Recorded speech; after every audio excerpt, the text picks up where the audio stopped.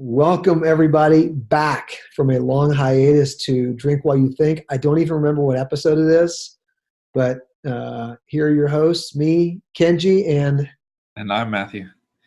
you probably don't remember us anymore. It's been so long since we've done this. Is there a Well, reason why we haven't done this? I think it was a trend where we were doing them outside, and we're kind of in the South. And when I say it got cold, I mean it got down to like 70. So it was like, It got colder than that.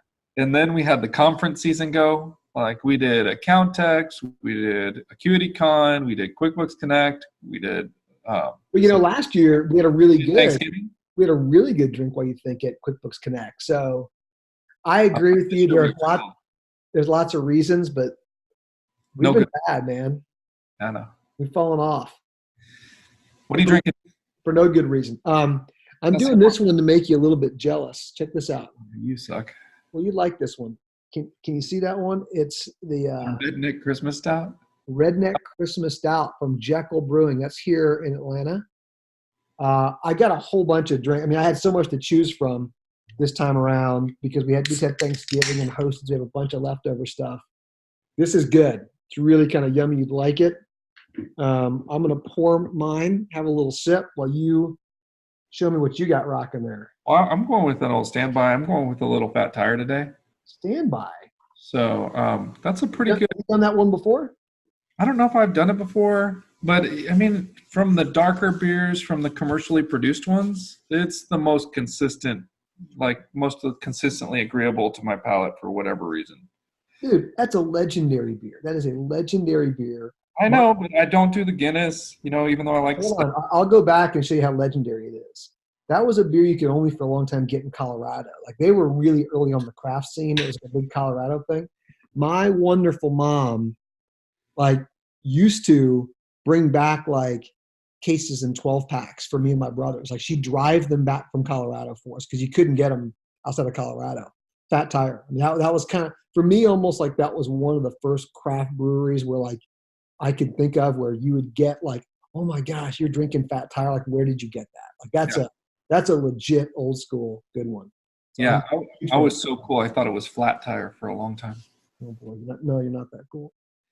So I'm just going to. Good as always. Oh, that's a classic. Goody koozie. I'm going with the Fat Tire. Cheers, man.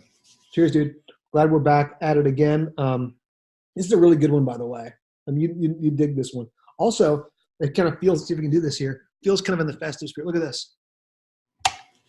Oh wow, you guys are way. Well, we got part of those done. We have a new tradition in our household that we started, and that's our little tree in one of our rooms. We have our big tree in the other room.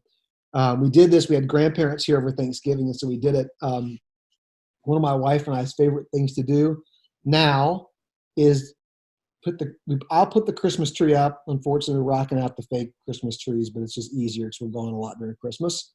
But we make the kids do all the decorating. I put the lights on. The kids have to get all the ornaments out and decorate them. And we turn Christmas music on, and my wife and I just sit there and have a glass of wine and watch them put all the decorations up, which is for some reason for us, we love it. Okay, it's nice because they have to go through all the different things. They complain about it because they're teenagers now. But so we did that with the grandparents. We made the kids decorate the trees, and we sat there and drank wine and critiqued them and said, no, move that one a little to the left, a little to the right.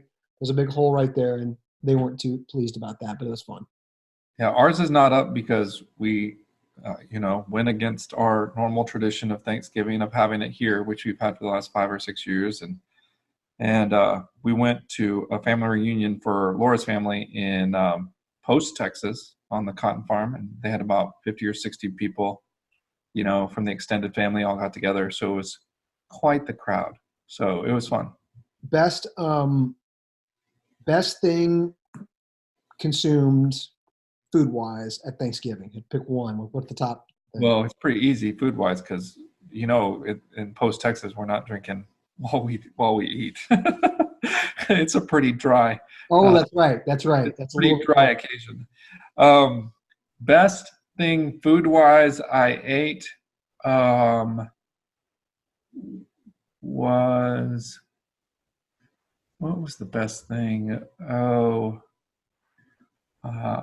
Ivy made a killer pumpkin pie.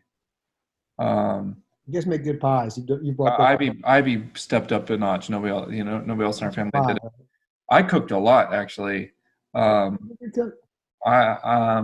think the best thing was probably the stuffing that Laura swears by. Yep. So Laura says it's not Thanksgiving or Christmas unless there's stuffing. Yep. It's not out of a box in her family. It horrified her the first time she came to my family for a holiday that it was out of a box. Like my mom was like, "Oh, Laura likes stuffing, so we'll build the little stovetop, crack that open, or dressing." Yeah, so my mom went and got a box of stovetop, and my wife was horrified, and which is funny but Laura loves baking during the holidays. It's her favorite time to cook. So she made proper dressing for my family, but that was probably the best dish over there. I was on the meats. I was on the smoked turkey and the ham, the glazed ham. We have in fact, we had 3 different kinds of, I guess, stuffing, if you will. It's technically dressing. Stuffing. Yeah, I guess I'm sure it wasn't cooked inside the turkey. Right. We don't do any of that, but we always do there's a very big stovetop versus very fancy stuffing kind of debate.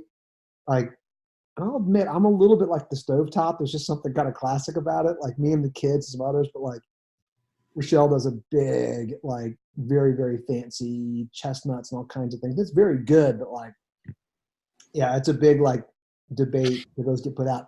But the one I'll say what I think was the best for us is I do a smoked turkey and a fried turkey. And that every year we joke about, we put them all out and figure out what's the favorite. What that year? Which one is favorite? Now, smoked turkey fried wins out most years. We've had 1 or 2 years where smoked wins out. So I usually call it a home field advantage. I usually give the fried, fried has to give 3 points to smoked. But again, fried won this year based on just informal surveying and what was left over of the 2. I think fried turkey won again. A little bit of an unfair advantage when you're using hot peanut oil, but all sounds good. Maybe we should move this a little bit over into the accounting world. We've been gone for a while. Bunch of conferences you mentioned. We had a thing called Acuitycon. That was a thing. It was crazy. It was crazy. We decided, you were the one who said we should do it. It was your idea. Yeah, but I didn't think it'd be successful. I think once we started thinking about it, I'm like, it seems like a good idea. Then it got closer to it, and it felt like this seems like a bad idea. And then we had it, and as soon as we opened, I thought it was a bad idea until we literally opened up the doors, and the team members started walking in, and they were so stinking happy and excited. I was like, oh, it is a good idea. I was doing a lot of back and forth on it. I don't know. I don't know when you figured out okay, this is a good idea. I always thought it was a good idea. I was just scared we were going to mess it up. Yeah, that's true. That's usually how it is. Our ideas aren't necessarily bad. Well, I shouldn't say that. But it was good. What's the biggest takeaway of putting on your kind of own event for you? There is no substitution for in-person relationships. I think it's great that we're cloud accounting firms and so many of us are being so progressive with work-life balance for people and our employees. But there's something that there's something about being physically present together occasionally that I don't think is replaceable. That was the number 1 for me. And then number 2 was, man, our technology partners are the right ones. I mean, they're just great. They're just phenomenal. That was since you took the one about putting people together, I think that's the easy one. It just makes a huge difference being together. But then I get it, right? You go out there and you tell the team who works remotely, we're paying for everyone to come to Atlanta. The expectation had been set. They kind of have to. I mean, right? There's expectations, but we went to all of our tech stack partners and we're like, hey, here's what we're doing. It's right in the middle of conference season. It was between the Sage Intact, conference in QuickBooks Connect, and we're like, It was the week before QuickBooks Connect. yeah, we'd like you to come. And we didn't really have like very well defined, like what, we had a basic agenda, and every one of them showed up. I was blown away, and they just really dug in because it was, yeah, those, to your point, those are the right kind of partners, even though I think there's a lot of things we can do better about it next time. But what a crazy thing. And anyway, it was super, super interesting. I'm really glad we did it. One of those I thought it was way better than QuickBooks Connect. No offense to Intuit. Yes, it was. Kutcher, but like the NewStory guy was phenomenal keynote. I mean, like that story was. Oh my gosh, that from NewStory. Like, what a cool thing! Like having, I was looking at our feedback forms, and those were like, for those that didn't come to Acuitycon, like NewStory is 3D printing homes in third world countries to fight homelessness, and they're a non-for-profit, and they they're going to open source their technology after they get all the bugs worked out, so nation states can also 3D print homes to try to end global homelessness. And it was our first Acuity Cares client, so our first client that we did pro bono services for, and we added the second one this year too. But man, it was awesome. People were crying. I was crying. I tell you, it's just like, that's why we put them at the very end of our conference, because nobody was going to follow that. No way, you couldn't follow it. It was just that good. So it was awesome. It was a great time. QuickBooks Connect was different just because so low pressure. Like that, to me, that's wonderful because there's so many people to see, and it makes me really happy to see all these other firm owners and just friends. And then there's no pressure. Like I was feeling it during QuickBooks Connect or Acuitycon. Like, man, it's just made me think about like. So I think a lot of what I learned for Acuitycon, I kept to kind of watch, Amanda Aguilar and David Leary, kind of a little bit behind the scenes on them doing accounting salon, and like that's just a lot of work. I mean, it makes the appreciation level for people like that, or anybody who puts on the conference, really goes up when you realize how much has to go into it. So, one of which you're like, okay, you're just an active participant in it. The other type of conference, like, and host for it, the other type of conference, you're just kind of more of a consumer of it, right? And it's just easy, so it's different. But anyway, I don't know if you know about this one. This one just kind of came across the radar in the industry. Xero's pricing is going up next year. You're kidding? In January or when? March, I believe. Oh, wow. Most of their plans are going up by $2 a month. But here's what we're doing. Hubdoc comes for free in it. Oh. So as I say that to you, what's kind of your response to that? Well, my instant reaction was like, everybody's got to start being better with the accounting firms on price changes. Like, giving us 3 months is awful, like, to plan. Like, and we set our engagements with people for, a lot of people do it for a year at a time. So I don't know when the technology firms are going to, I guess they just can't care. I think they do care. I just think it can't matter. I guess they have too much pressure to increase stuff. I like the Hubdoc. I like them giving something back and not just doing a flat increase philosophically. It's kind of crazy. Yeah,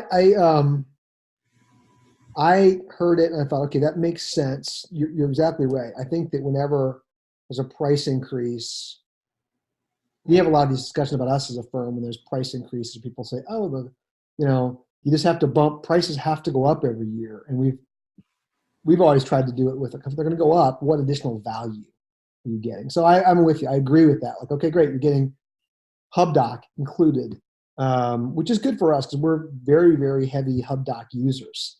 And so for us, that's probably I would assume that's got to mean probably some cost savings, maybe ultimately for us. I'm curious to see what it looks like. I don't know, but that's nice. I also think strategically, I wonder, it's this battle of different feature sets. I feel like with QuickBooks Online and Xero now, like they've been talking about auto fetching, and that's QuickBooks Online auto fetching. This is year number 2. They've talked about it at QuickBooks Connect, right?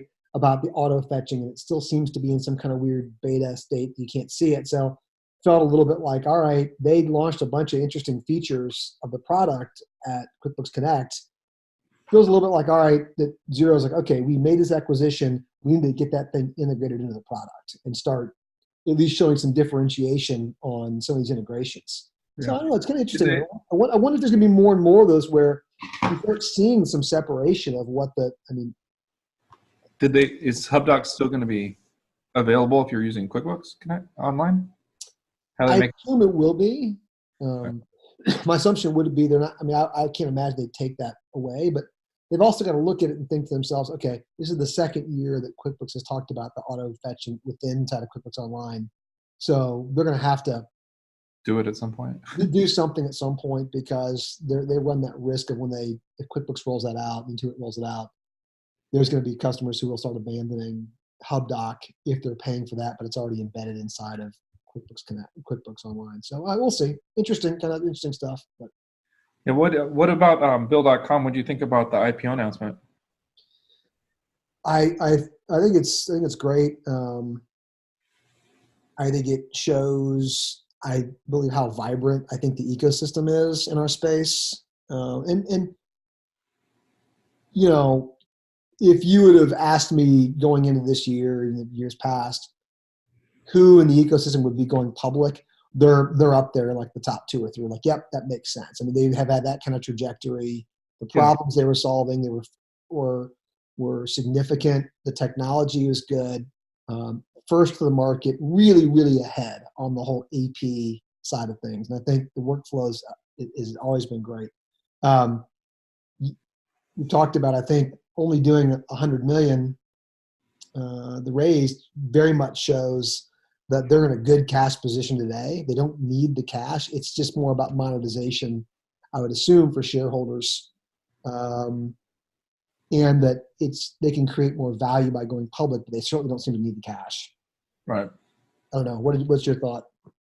I think it's exciting. I like seeing it. I probably would have had them and Gusto ahead of Avalara going public, but Avalara rode the Wayfair wave, and that was great. Another great partner.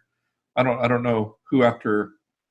I guess I had Avalara, Gusto, and Bill.com as the potentials this year.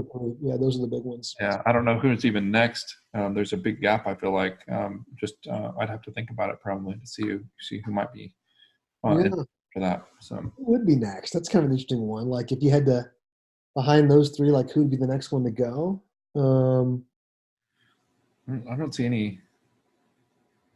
Can't think of any that are. I wonder about some of these. I think about people who are raising a lot of money. Bluevine just did about 100 million, and kind of I started talking about some of the. And I heard David and Blake talk about this in the Cloud Accounting podcast. I think they're right. Everybody wants to be a bank. Yeah, everybody wants to be a bank. And I think it's true. Right? There's good reasons for that. Ask Cabbage. I wonder if one of them doesn't make a move a little bit, Yeah. I don't consider those things. I guess. I don't know. I don't consider like a Stripe an ecosystem partner, really. I mean, Stripe is Stripe. I mean, like those kind of players. I don't know. Yeah. What about like a Blex or I think all those are so far away from. Yeah, I think so too. I think there's a big drop off there. So I think they're great ideas, but they got to get some traction. So also announcement this week I think it was this week, or that TOA, so the outsourced accounting group, is one that we've been working with and partnering with, and they've been really good for us so far. I think opened up another office up in Canada. Seems like they're really growing, and with their model, which is, I think, really helping facilitate outsourced workers for places like the United States and Australia, New Zealand, really seems to be kind of taking off. We've had some good success there, but you think this is a bit of a fad of people kind of going overseas, and this is kind of a trend to be kind of keep an eye out for? What do you think? I mean, I've thought a lot about it. That I'm kind of supervising all those folks right now, or 3 of the 4 folks we have. I'm working with really closely, and I'm just finding people that are more interested in the process, kind of routine work that we have to do than people here in the U.S. Yeah. Like I just think like they are happier about the job. They seem to be more invested. Like the SDR position in particular for our sales team, it's been a 2-year position in the United States, kind of routinely because people just have never seen it as a great job for whatever. Well, for what we're able to pay there in the Philippines, we're finding that we're pulling people out of other jobs like customer success and BPO jobs at other places and being able to turn them into SDRs. And these are higher paying, better jobs that could potentially turn into careers as opposed to our SDR, which is like a 2-year and out kind of thing. It's having me rethink a lot of what we do kind of across the organization. I think that's just a trend that, whatever you want to call us, knowledge workers or whatever, that the routine stuff is no longer kind of a satisfactory to you as employee, from in other environments, that's not true. And so that's it's made me think about kind of outsourcing or using a global distributed economy totally different. Yeah, I couldn't agree more. I think it's been eye-opening to see when you have actual team members over there, just their excitement level for the work and connecting with them kind of personally, like just, I don't know, their gratitude of that particular role that, again, maybe sometimes we've been quick to kind of be dismiss and kind of let go of, like, oh, I don't like that work. It's just a stepping stone. Whereas looking at it through the lens of the global economy, yeah, these are, opportunities that people are really, really grateful for and are showing they're willing to work hard for and pay really nice wages and compensation for them in their country. I mean, it's showing that it's beneficial work. So I don't know. It's been eye-opening. You just kind of think about like that low level and think, oh, it's manual kind of work. And a lot of the stuff we're doing is not necessarily manual. Right. It requires a detail orientation, someone who can dig in on processes. And I think sometimes us as Americans, it's one of the unique parts about us. We're very entrepreneurial. We're creative. We're always trying to break outside the box. That's how we create, I think, the economy we have here. This kind of economy built on the shoulders of entrepreneurs. But, I think when you pair that entrepreneurial spirit up with that kind of a culture of discipline and procedure and process, and sometimes it's hard to find people who want to do that work here in the U.S. because we're all too busy being ADD and all kinds of other exciting new things and startups we're creating.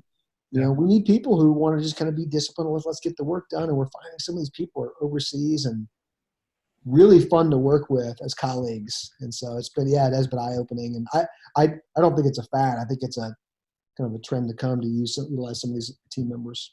Well, and things I've had to coach people on is like that don't work with the employees that we have internationally all the time is like, when you hear outsourcing, like people almost in the US think of it as like not humans. And then, just like everything else in our culture, as soon as you put a human face and a human story and a human on our team, it's like, oh, we have people now. Yeah. We don't have outsourced employees. We have employees.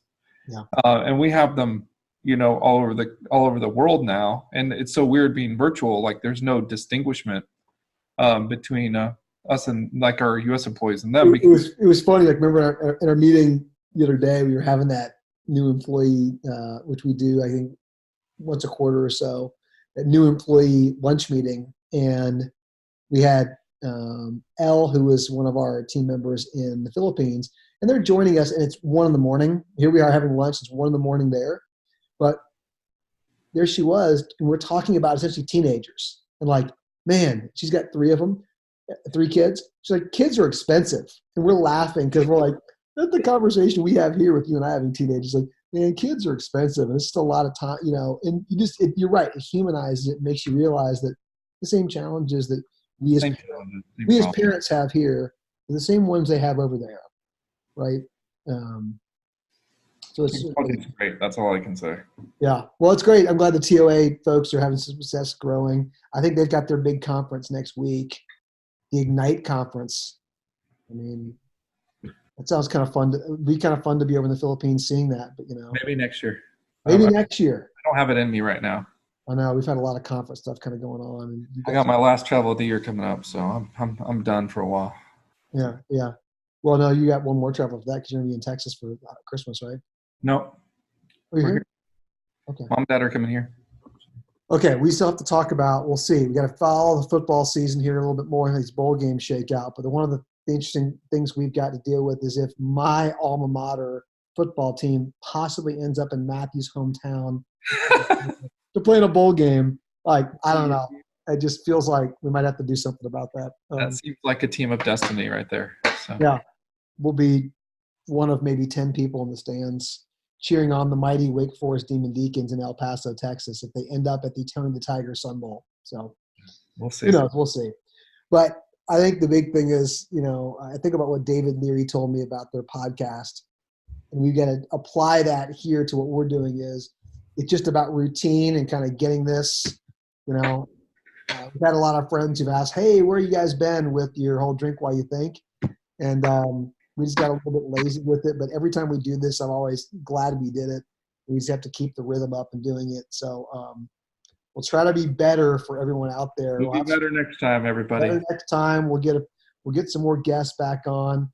We'll see how this goes. We'll get back in our groove and rhythm. But any last kind of parting things before we sign off? No, I hope everybody had a happy Thanksgiving. I hope everybody's getting ready to have a great end of year for whatever holidays you celebrate. Happy holidays. You know what I saw other than this? Somebody had posted, I'm sure it was like a meme or something somewhere. Someone said, hey, it's Thanksgiving or at the holidays. Don't forget to go ahead and set your scale back 10 pounds. Yeah, set your scale back 10 pounds. It feels right, doesn't it? I know that feels like me. So I hope everyone. I'm down. You down? I'm down pounds. So I'm doing good. So I'm finally turned it around. I've had a bad year on that. So I'm going to finish the year strong, even with the holidays. Doing this, we'll find out. So cheers, everybody. Glad we're back and seeing everybody. And we'll see you next time on Drink What You Think. See you guys.